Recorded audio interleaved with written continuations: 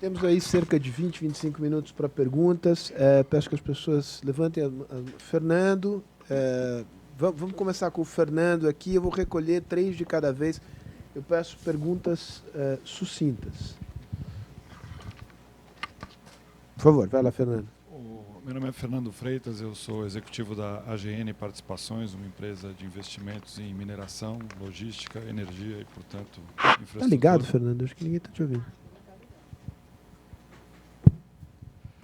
O Sérgio não gosta que faça comentário, mas eu nunca faço pergunta, eu vou fazer um comentário. Vai lá, Fernando. Só é uma pequena ilustração. Eu estou desenvolvendo nesse momento 2 projetos de mineração, um no Brasil e um no Chile.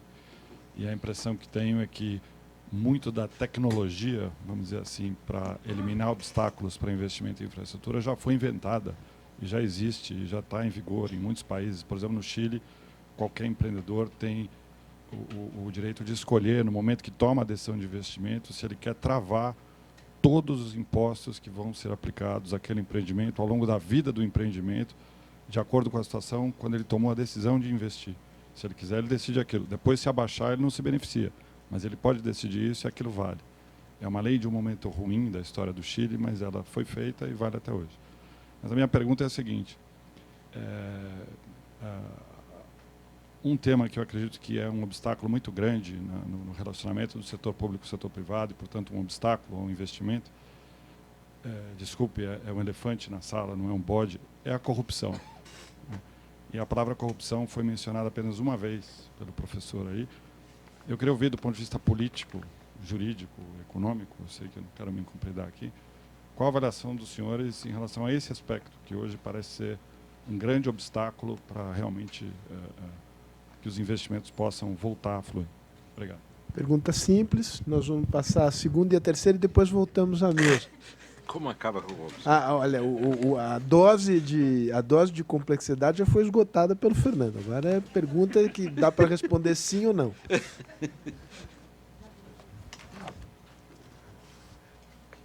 Achei fascinante as 3 apresentações. Eu gostaria de fazer uma pergunta sobre... Obrigado. Algo que me parece ser um problema na lei de licitações, mas gostaria de ouvir os comentários dos especialistas. Eu tenho a impressão de que um dos pressupostos da lei de licitação é de que ela organiza a capacidade do Estado de escolher, na prateleira do mercado, aqueles produtos que melhor atendem ao interesse público, porque são mais baratos ou porque são melhores. Mas, cada vez mais, os problemas que o Estado enfrenta ou que ele precisa comprar não está disponível na prateleira do mercado. Precisa ser inventado, ou produzido, ou construído.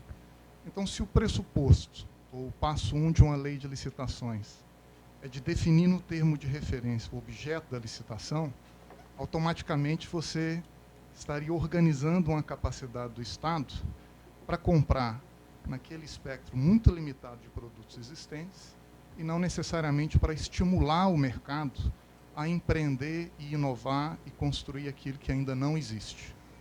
Eu gostaria de saber qual a opinião do professor Sundfeld sobre esse tema e gostaria de tirar uma dúvida sobre a qualificação dos projetos de infraestrutura. Nos Estados Unidos, eu sei que existe uma lei que define que contratos acima de um determinado valor devem ser necessariamente segurados. Se não me engano, são $100 mil. E, na prática, a criação desse mercado de seguro como intermediador entre o investidor privado e o Estado serve, de um lado, como garantia para o Estado de que aquele contrato é para valer e não vai haver atraso ou renegociação, e, de outro lado, como garantia para o investidor de que ele receberá o seu pagamento. Do contrário, o segurador arca com a despesa devida pelo Estado e não paga. E também acaba com esse problema da intermediação entre o público e o privado, que acaba sendo fonte de corrupção no país. Gostaria de saber a opinião dos professores a esse respeito. Muito obrigado. Você poderia se identificar? Sou Daniel Vargas, sou professor de Direito na FGV no Rio. Legal. Então, a última pergunta da primeira rodada aqui. Boa noite, meu nome é João Lopes de Almeida, eu sou executivo do segmento farmacêutico. Minha pergunta é de cunho mais político, até E vou pegar o exemplo que o professor João comentou de competitividade, dizendo que o nosso custo hoje para levar um container, uma tonelada de grãos, uma tonelada de soja para a China, é $140 contra $70 dos Estados Unidos. Digamos que a gente tivesse evoluído nesse projeto, a gente tivesse avançado nas questões normativas e conseguíssemos colocar um risco menor para os investidores privados. Ainda assim, tem um aspecto cultural, acho, bastante importante, que é o nosso sistema de governo, o nosso sistema de democracia e a forma como a gente atua hoje no Brasil, ela pensa sempre nas próximas eleições. Nesse sentido, considerando que para a gente ser competitivo o suficiente de ter uma soja que chegue na China a menos de $70, a gente precisaria ter uma agenda estratégica de desenvolvimento de infraestrutura, além das questões normativas. Eu queria saber do senador Anastasia como que a gente pode resolver isso num sistema de democracia recente, com alternância de poder e com ideologias que têm se mostrado bastante diferentes. Muito bem. Agora, a palavra de volta à mesa. Senador, vamos seguir a ordem? Responda as três uma vez. As duas, né? Porque uma...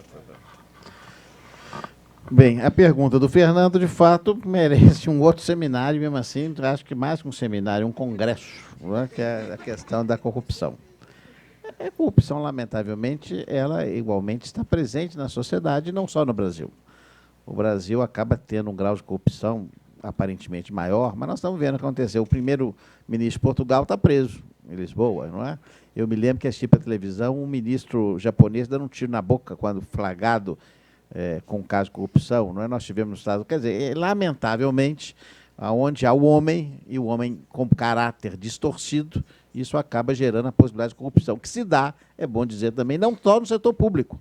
Existe corrupção desenfreada também no setor privado, internamente, sem nenhuma relação com o setor público.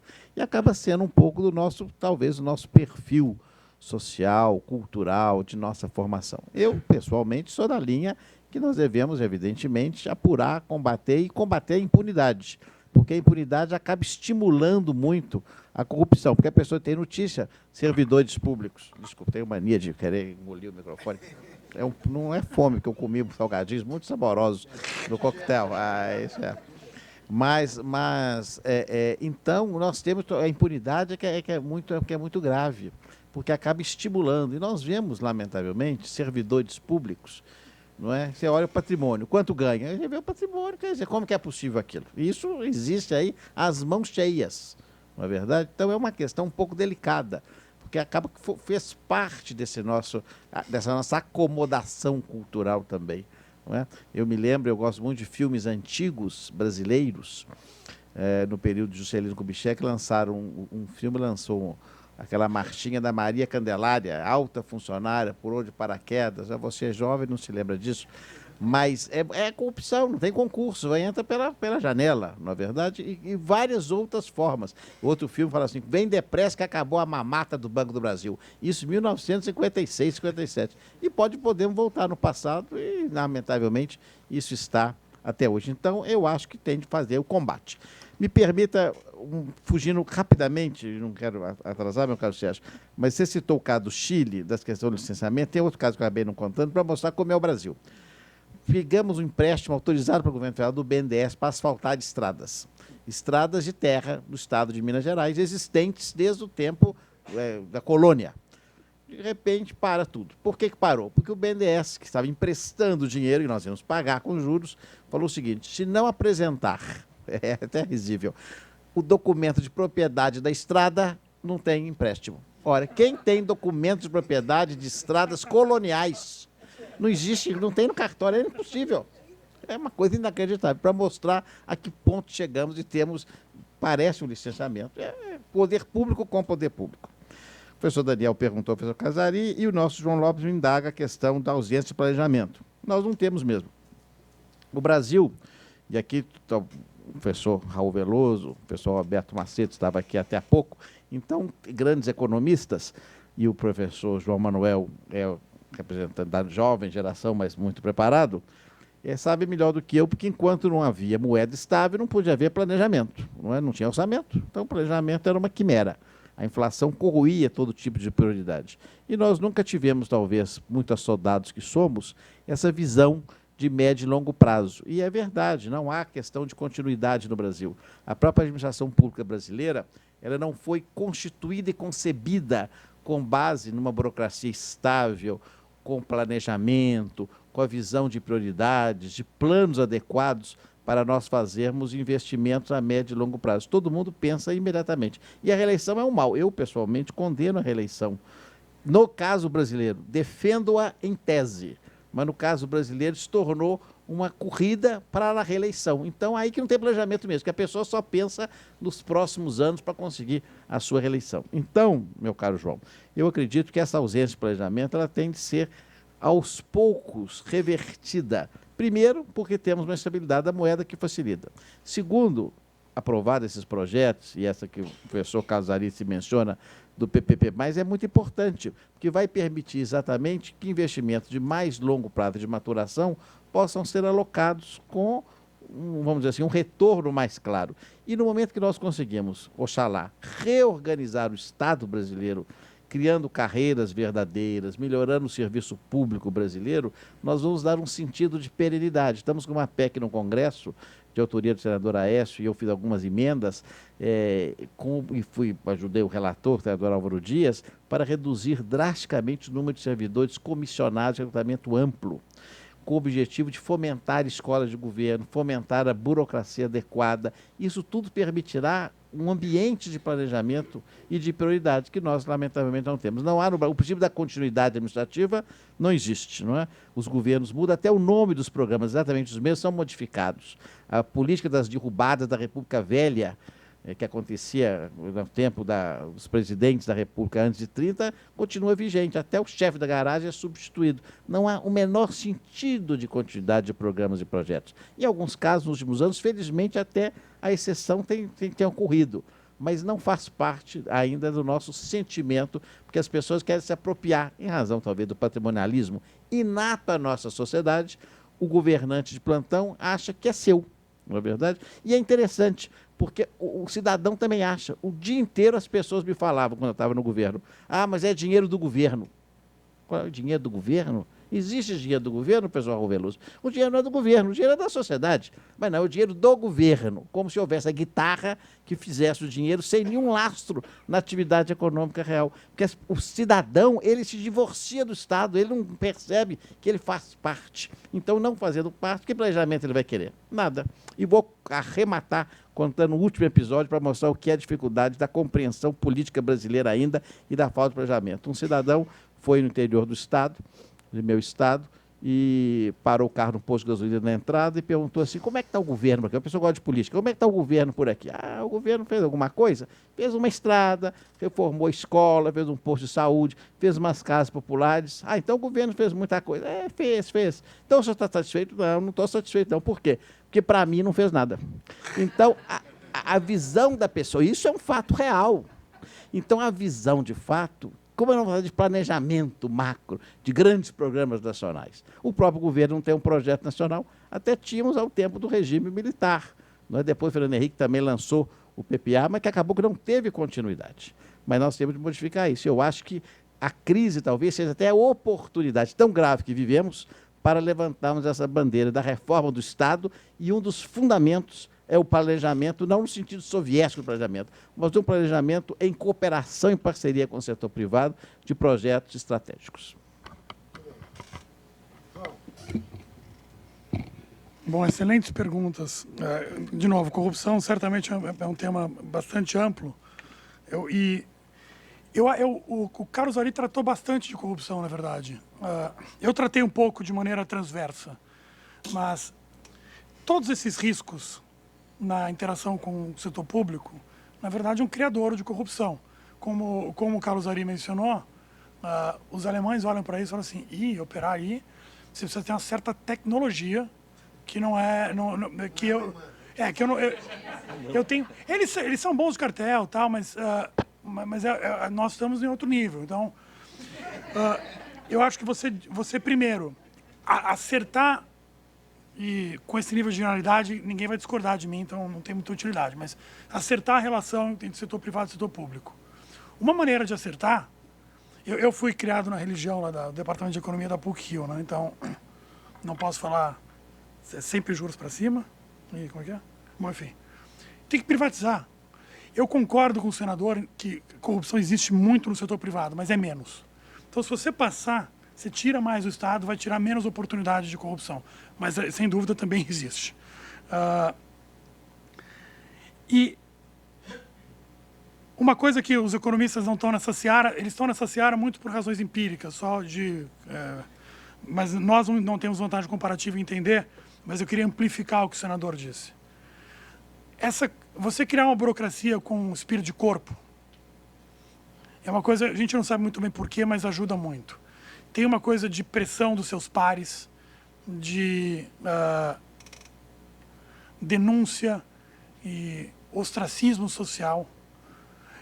E se a gente fizer isso, eu acho que melhora. E melhora, acho que o exemplo de Minas Gerais, por exemplo, com a Fundação João Pinheiro, e você construir, da qual o senador foi presidente, se eu não me engano, você construir uma burocracia com espírito de corpo, um vai controlar o outro.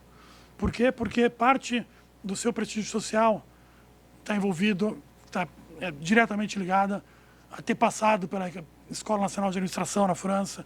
Não é que não tenha corrupção na França, evidentemente que tem.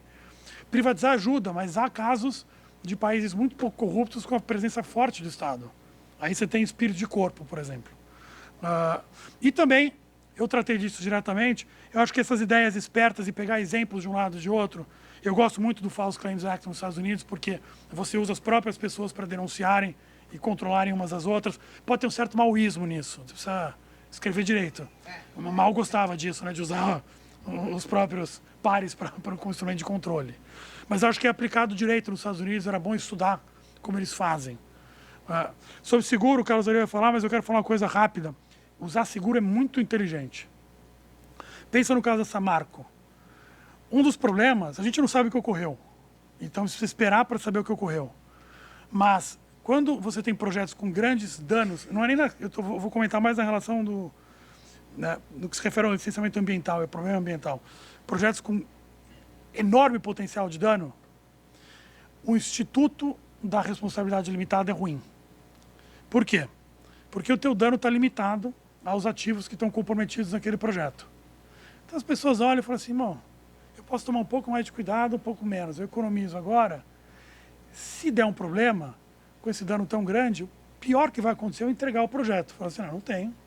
A Samarco, em tese, tem uma discussão aí, mas em tese, ela está limitada à exposição da Vale ao que está lá. Uma maneira de resolver isso é obrigar a comprar seguro. Porque você, na verdade, você acaba com a responsabilidade limitada ao fazer isso. Os americanos fazem, por exemplo. É uma coisa inteligente. E, por fim, longo prazo é algo que eu acho que eu não consigo adicionar nada inteligente ao que o senador já disse, que a gente não consegue. A nossa incapacidade de olhar. Mas acho que com estabilidade monetária, tomara que a gente continue com ela, com estabilidade monetária e política a gente consegue alongar os horizontes, eu acho. Professor Casari, me permite, eu me esqueci, professor Daniel, no projeto de lei, no relatório que estou fazendo da lei de licitação, nós colocamos o seguro, garantia com características à la americana, não é? Para permitir, de fato, que os substitutos, porque isso facilita, inclusive, a qualificação. Se o banco, que tem um cadastro melhor, vai dar o seguro, o problema é o custo. Então, nós estamos colocando, no primeiro momento, os valores das grandes obras, colocando por limite e colocando facultativo. Então, vamos tentar, porque a obrigação, o nosso temor só é o custo. Se não fosse o custo, faríamos obrigatoriedade desde logo. Desculpa. Bem, começando com a corrupção, né? Corrupção, polícia, Ministério Público, juízo criminal, é importante. Sem isso, não se combate a corrupção que sempre existirá em algum nível. Então, isso é muito importante. Agora, tirar as oportunidades de corrupção é importante. Uma maneira é diminuir a presença do Estado com a privatização, é uma coisa, mas mesmo quando se privatiza, há muitas conexões entre poder público e empresas privadas, como nesses contratos que nós estamos discutindo aqui, são os contratos de infraestrutura. O que é preciso fazer nesses contratos?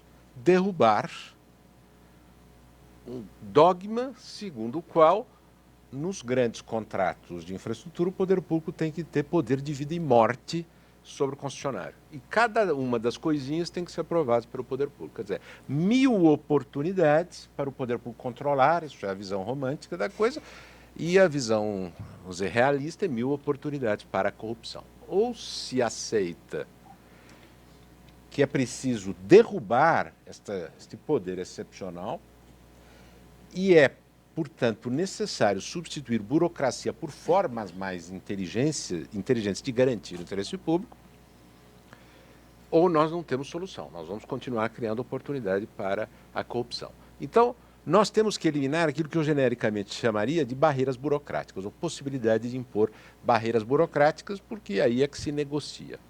Um elemento importante da reforma, o projeto de lei de PP+, trata muito disso, né, da eliminação das barreiras burocráticas. Uma das coisas importantes é mudar a visão dos órgãos de controle a respeito da burocracia. Porque os órgãos de controle adoram burocracia. Eles são loucos por burocracia. Eles criam mais burocracia toda vez que eles confiam de alguma coisa, né? O Ministério Público, por exemplo, ele pede burocracia. Em matéria de defesa do consumidor, ele reclama quando não tem controle de preços, por exemplo. Ele quer mais, ele acredita na burocracia. Mas por que ele acredita na burocracia?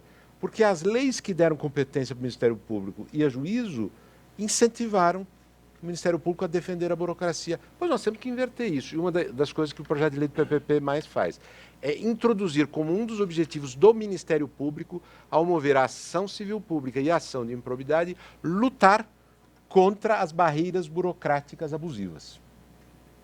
Isso deve passar a ser um dos objetivos do Ministério Público. E aí os órgãos de controle vão passar a olhar uma coisa que até hoje eles não olham, os efeitos das barreiras burocráticas. Eles vão descobrir, afinal, que barreira burocrática não protege o interesse público.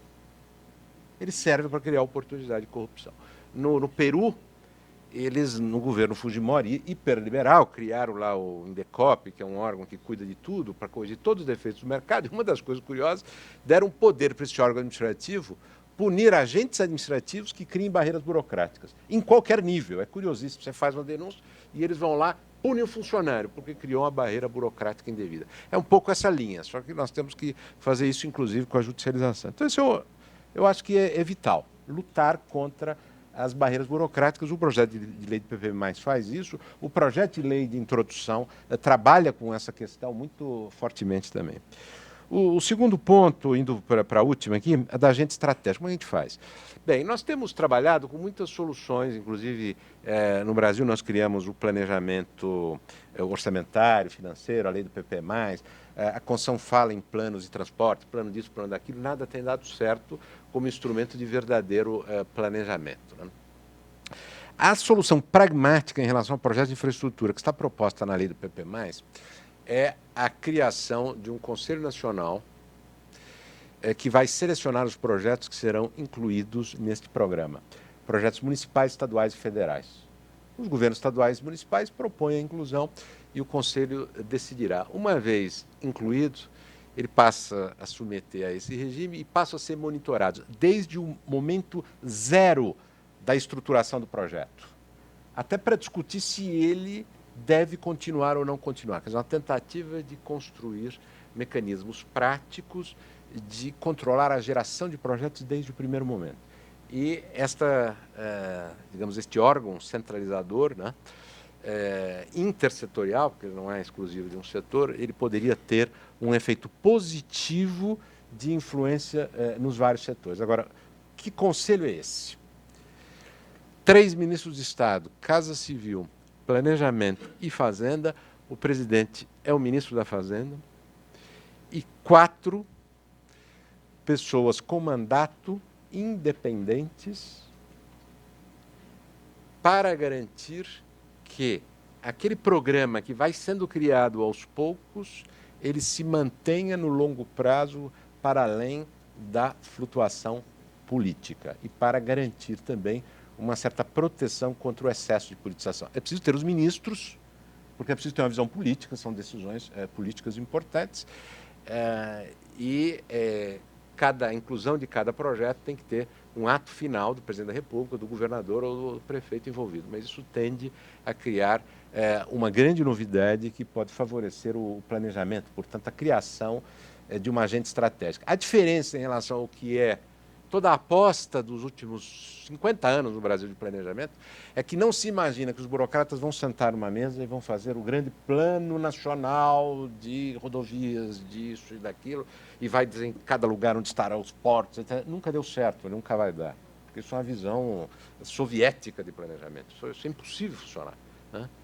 A ideia é que as iniciativas venham dos vários órgãos e eles vão sendo selecionados projetos a partir de um método mais empírico de criar a agenda estratégica, mas procurando dar uma certa coerência a isso. Então, essa é a solução. Com relação aos seguros, bem, o projeto de lei do PP+, vai muito na linha do que o senador Anastasia mencionou, é exigir do particular seguros. Portanto, criar um mercado de seguros no Brasil vai ser o nosso desafio para assegurar todos esses projetos, com um valor que pode corresponder a 100% das obrigações, mas, de outro lado, criar proteção para o particular contra o inadimplemento do poder público. Isso foi uma agenda na lei de PPP, em que eu trabalhei em 2004, inclusive em Minas, nós trabalhamos nisso muito naquela ocasião e depois no âmbito federal, e a legislação de PPP criou esse tipo de proteção. E o projeto de lei de PP+, torna isso ainda mais radical, garantindo alguns outros instrumentos para garantir o pagamento do poder público. Porque hoje o poder público acha que ele pode não pagar, eu acho que é um direito, falando sério, mas não é que ele muito cinicamente não paga. Ele tem o direito de não pagar por 90 dias. É isso que agora que estamos em crise, as empresas todas têm me procurado no escritório, grandes empresas, eu ouvi dizer que o sujeito tem o direito de não pagar, 90 dias não precisa pagar, e a gente continua cumprindo. É um negócio maluco, a interpretação da lei de licitação. Não precisa acabar com isso, evidentemente, né? Com relação à definição do objeto da licitação pela administração, de fato, isso virou uma loucura no Brasil, quer dizer, a suposição de que tudo tem que ter uma competição a mais objetiva possível e, portanto, para ser assim, o poder público tem que definir o que quer, com todos os detalhes, e depois define-se preço. Evidentemente, esse modelo de licitação dá certo em algumas situações, e a criação da lei do pregão, em que eu trabalhei, a Roberta, minha esposa que está aqui, ajudou muito nisso, naquela ocasião, em 1996, né? O governo Fernando Henrique, que nasceu lá com o ministro Sérgio Mota e tal, a lei do pregão procurou explorar essas possibilidades, mas não são todas. E aí nós temos que permitir, aí, na reforma que o senador Anastasia está agora capitaneando da lei de licitação, é o momento de fazer isso, né? Permitir que estas situações em que é preciso dar mais liberdade criativa para o particular, elas têm uma solução de licitação completamente diferente, né? E nós, infelizmente, temos um modelo único de licitação no Brasil, que foi transformado em modelo único para esconder o fato de que aquilo era o interesse de certo grupo de empreiteiras para atender aos seus interesses, mas não podia ficar tão evidente eles transformarem em modelo único de licitação no Brasil. Enfim, não faz sentido. Nós vamos corrigir isso agora, depois de 22 anos dessa loucura. É isso. Muito bem, eu vou pedir desculpas, eu vou ter que encerrar. Nós já esgotamos, o senador me disse que tem compromissos inadiáveis em Belo Horizonte, eu tenho que jantar com os meus filhos, são 7 da noite e a gente de fato tem que encerrar. A culpa é culpa dos que os antecederam, que fizeram perguntas complexas e que demandaram tempo assim, de resposta. Então eu queria agradecer a todos aqui. Quem quiser ficar com raiva de mim, meu amigo não vai ficar com raiva de mim, podem ficar à vontade, mas está encerrado. Eu queria agradecer enormemente aos palestrantes e a presença de todos aqui. Muito obrigado.